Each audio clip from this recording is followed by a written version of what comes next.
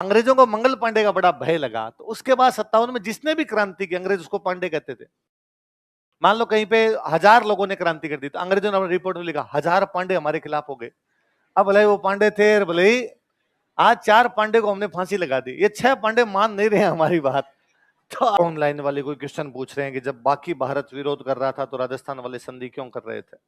पहली बात तो तब तक बाकी भारत भी नहीं कर रहा था विरोध, है ना। भारत में तब तक इस प्रकार की कोई क्रांति वाली बातें नहीं थी। फिर विरोध भी वे लोग कर रहे थे जहां पर उनका राज था, अपने था ही नहीं। अपने तो यहाँ अंग्रेजों के खिलाफ भावना उस प्रकार से थी नहीं कभी, क्योंकि अपने पे अंग्रेजों का राज आया नहीं। अपने से संधियां ही थी, तो संधियां उसी रूप में चलती रही, तो उतनी वो भावना कभी राजस्थान में उस प्रकार से नहीं पनप पाई जैसे बाकी भारत में रही होगी, क्योंकि बाकी भारत वाले डायरेक्ट कंट्रोल में थे, हम उनके डायरेक्ट कंट्रोल में। अपने उनके साथ संधियां थी, जैसे आज भी भारत की किसी के साथ संधियां होती है, वैसे उस समय वो देश थे। भरतपुर एक देश है, भरतपुर नाम के देश ने इंग्लैंड नाम के एक देश से संधि कर ली। करौली एक देश है, करौली नाम के देश ने इंग्लैंड के देश के साथ संधि कर रखी। ये था उस समय के अनुसार सिस्टम। और आज अपने को लगता है कि अरे यार इतने छोटे छोटे देश, यूरोप में तो अभी तक भी से छोटे छोटे देश है।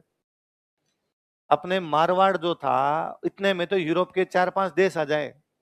सर्बिया, बोस्नियान, हर्जेगोविनान, बुल्गारियान, एक दिन में 5 देश बस से चले जाते हैं लोग। अपने बस से सुबह से शाम तक जैसलमेर नहीं पहुंचते, जयपुर से। धौलपुर से बस रवाना कर दी जाए तो एक दिन में जैसलमेर जाए नहीं, इतने में यूरोप के 5 देश घूम लो। बस जर्मनी से निकली फ्रांस पहुंची, फ्रांस से निकली बेल्जियम पहुंची, उस नजदीक नजदीक छोटे छोटे देश था उनके। तो उस प्रकार से था, तो उस समय अपने भी देश हुआ करते थे, उनके अलग अलग संधियां हुआ करती। तो नाम क्या लगता है? लॉर्ड। क्या लगता है? ये अंग्रेजों का टाइटल हुआ करता था। वहां जो एलिट क्लास के लोग होते, ऊंचे लोग जो होते, उच्च वर्ग के लोग होते, उनको बोला करते थे लॉर्ड। क्या बोलते? अब ये इंडिया आए सारे, इंडिया आए तो इंडिया वालों ने देखा कि यार इनका जो बड़ा आदमी होता है उसको बोलते हैं लॉर्ड। क्या बोलते हैं? लॉर्ड। साहब अपने होता ही था, तो लॉर्ड साहब लॉर्ड साहब लॉर्ड साहब करने लगे। अरे लॉर्ड साहब है, लॉर्ड साहब है। धीरे धीरे वो लॉर्ड तो अपने से बोला कि आपने कहा लाट साहब। अपने आज दिन तक गांव के अंदर कोई ज्यादा यूं फां फूं करने को करेगा लाट साहब, तो लाट साहब नहीं है वो, क्या है? लॉर्ड साहब है। पर अपने से लॉर्ड बोला नहीं गया, इसलिए अपने क्या कर लिया? अंग्रेज जब भारत में रहने आए तो अंग्रेजों ने, अब आप देखो बड़ा इंटरेस्टिंग चीज तो मुझे ये लगती है कि अंग्रेज कितने बुद्धिमान थे कि जयपुर के राजा के साथ संधि की कि हम जयपुर की रक्षा कर देंगे, जोधपुर के राजा के साथ संधि की हम जोधपुर की रक्षा कर देंगे, कोटा के राजा के साथ संधि की हम कोटा की रक्षा कर देंगे। मतलब कोटा को लड़ाई करनी है तो लड़ने के लिए कौन जाएंगे? अंग्रेज। जयपुर को लड़ाई करनी है लड़ने के लिए कौन जाएंगे? अंग्रेज। जोधपुर को लड़ाई करनी है लड़ने के लिए कौन जाएंगे? अंग्रेज। अब मान लो जयपुर और जोधपुर के आपस में लड़ाई होती है, तो जयपुर की तरफ से लड़ने कौन जाएगा? अंग्रेज। जोधपुर की तरफ से अंग्रेज। तो क्यों लड़ेंगे वो? इसलिए अंग्रेजों के आने के बाद लड़ाइयां बंद है। अंग्रेजों के आने के बाद अपने किसी भी प्रकार की राजाओं की आपस की लड़ाइयां नहीं, उनका शांति से चुपचाप बैठे रहो। अच्छा, राजाओं ने कहा कि तुम जब हमें सिक्योरिटी दोगे तो बदले में उनका धन दे दो। राजा ने कहा डन। इस बात को आप यूं समझ लो कि भाई ये एक बिल्डिंग है, इस बिल्डिंग के लिए 4 सिक्योरिटी गार्ड चाहिए, है ना। अब 4 सिक्योरिटी गार्ड दिलीप सर कहां से लेके आ सकते हैं? एक तो तरीका यह है कि दिलीप सर कह दे कि मैं मेरे गांव से 4 आदमी लाऊंगा, उनको ट्रेनिंग दूंगा, उनको हथियार दूंगा, उनको वर्दी सिलवा के दूंगा और वो रक्षा कर देंगे। एक तो ये है। एक दिलीप सर को लगे यार इसमें माथा पच्ची है, गांव से 4 लाऊंगा, ट्रेनिंग दूंगा, हो सकता है थोड़े दिन बाद वापस गांव भाग जाए, मन ही नहीं करे किसी का, क्या पता बंदूक चलानी आई नहीं आए उनको ढंग से। पर एक सिक्योरिटी एजेंसी है जयपुर में, वो कहती है हम गार्ड भेजते हैं। तो कहेंगे ठीक है ना यार, माथा पच्ची खत्म, कितने रुपए लोगे? जब एक गार्ड के 10,000 रुपए लगेंगे, भेजो हर 4 गार्ड भेजो। यही तरीका होता है। बस अपने वाले राजा पहले तो पहले वाला तरीका अपना रहे थे, खुद के लोगों को सेना बना के ट्रेनिंग देके तैयार कर रहे थे। अब उन्होंने सिक्योरिटी एजेंसी हायर कर ली। वो अंग्रेज है, अंग्रेजों का तुम हमें सुरक्षा दो और हम तुम्हें क्या दे देंगे? धन दे देंगे। अब जब अंग्रेज कह रहे हम तुम्हें सुरक्षा देंगे, तो अंग्रेजों के पास भी तो सेना होनी चाहिए। तो अपने राजाओं ने अंग्रेजों को पूछा भाई तुम्हारी सेना का है? अंग्रेजों ने कहा तुम तो रुपए दो, कल ही बना देते हैं सेना। तो बनाओ, कैसे बनाओगे? अब जयपुर के राजा से अंग्रेजों ने रुपए लिए, फिर उन्होंने जयपुर में विज्ञापन दिया, जयपुर में एडवर्टाइजमेंट दिया, जयपुर में सेना की आवश्यकता है, जो जो सेना में शामिल होना चाहता है आ जाओ। अगले दिन जयपुर के लड़के दौड़ के गए, अंग्रेजों ने कहा दौड़ो, फिजिकल मेडिकल सब किया, तुम लोग पास हो गए, तुम लोग फेल, घर जाओ। अब जयपुर के युवा जयपुर की रक्षा करते हैं, जयपुर का राजा धन देता है, नाम किसका? ये इंटेलिजेंसी है। और केवल उन्होंने हम पे राज नहीं किया, पूरी दुनिया पे कर गए।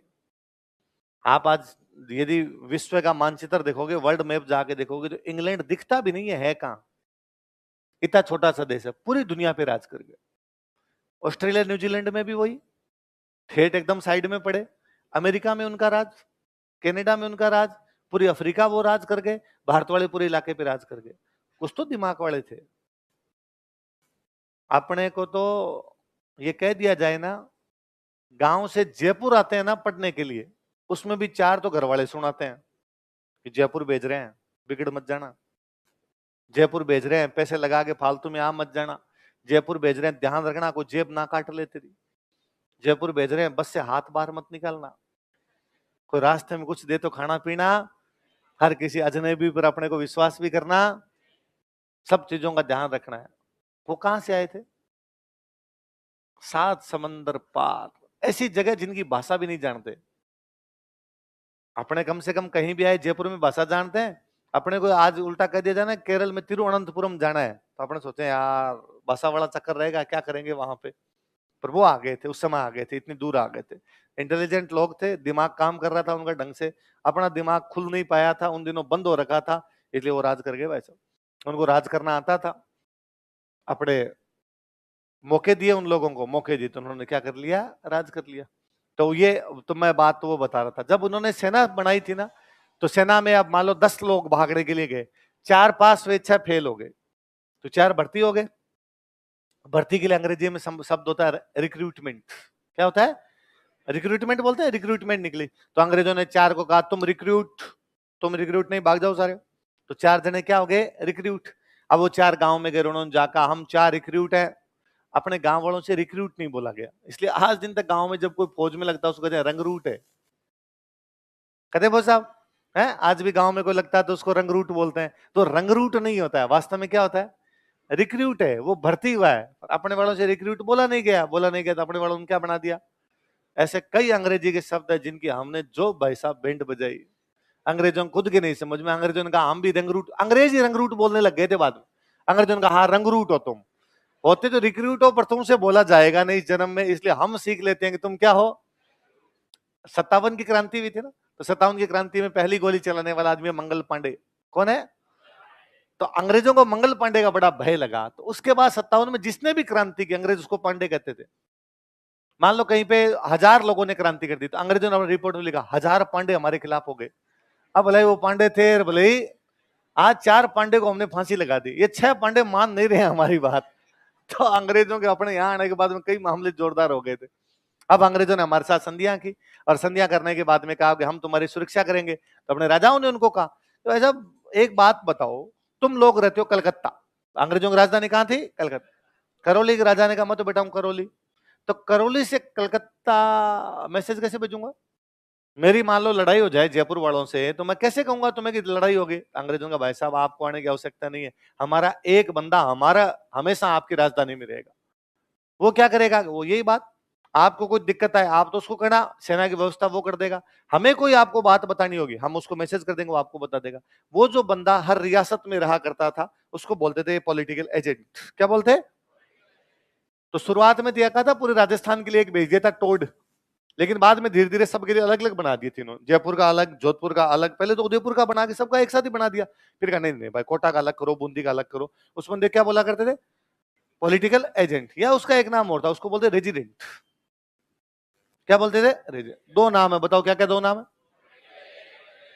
अच्छा, पॉलिटिकल एजेंट क्यों कहते हैं? क्योंकि एजेंट ही है, राजा की बात अंग्रेजों को बताता, अंग्रेजों की बात राजा को। अच्छा, वो बात कैसी होगी? पॉलिटिकल होगी कि सोशल होगी? लड़ाई झगड़े की बात सारी कैसी होती है? पॉलिटिकल। रहेगा कहां पे हो? राजा के पास, राजा की राजधानी में रहेगा। इसका मतलब उसका रेजिडेंस कहां होगा? राजधानी। तो उसका रेजिडेंस होता था, इसलिए उसको अपने वाले क्या कहते हैं? ये तो हमारे यहीं रहता है भाई साहब, ये हमारा क्या बन गया है? रेजिडेंट। तो उसके 2 नाम हुए जो अंग्रेज यहाँ पे रहते थे, क्या क्या बोलते?